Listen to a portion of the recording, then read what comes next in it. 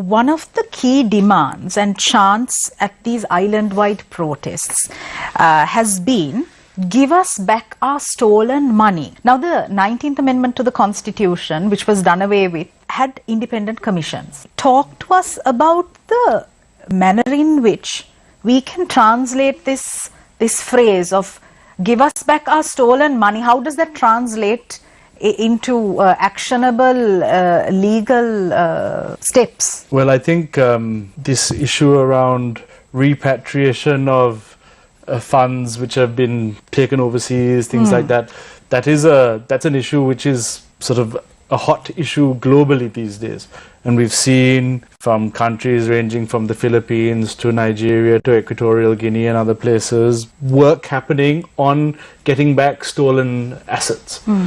The one thing I think to say from the outset is that this thing about bring back our stolen, this allegation of bring back what has been stolen, on one side, some clear evidence should be made public on that. But beyond that, I think the one thing that we've learned from these sorts of processes which have to take place, thinking about the legal situation in destination countries for where these assets may have been removed to, is that these things take a little time. The World Bank Stolen Asset Recovery Initiative, World Bank STAR, has, I think, even highlighted that it takes typically around 10 years for some of these processes.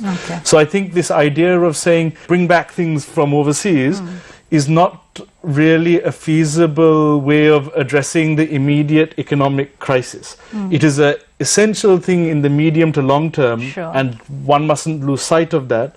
But in the short term, that should be potentially carved away from this economic crisis right now, because that is not going to address the economic crisis in the short term. However, when it comes to this area around accountability, we've seen this, since the 70s, elected officials in Sri Lanka, people running for office, amongst others, have had to file asset disclosures, declarations of assets and liabilities. In the past, I've had the opportunity, using the legal mechanism that was set up from that and having to dig through some old gazettes, of accessing more than half of Parliament's asset declarations. And I can assure you that the information in those documents would be enormously important in the hands of the public at a moment like this, because people want that level of accountability. And Sri Lanka is completely lagging behind our neighbors in South Asia when it comes to access to this sort of information. And this is a very right time for that. A couple of years ago, 13 members of parliament came forward and publicly published their asset declaration saying we need to change the political culture. That was cross-party.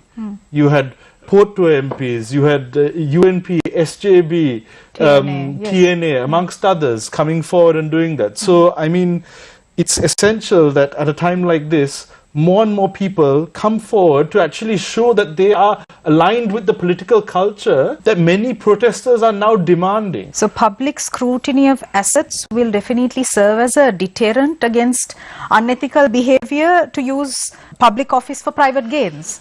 Indeed. I mean, when you start having, when you can view that sort of information, you can better understand those who make decisions. I mean, ultimately, and I mean, this is a bit of a brash statement at times, but, when someone is wanting to administer and spend 40-50 million rupees for an election to get a job that pays maybe a little over 100,000 rupees, that could be, in the eyes of a normal person, a financially illogical decision, unless you're extraordinarily wealthy. So I think it's important that we can better understand people who want to make a financially illogical decision. So having that information is crucial.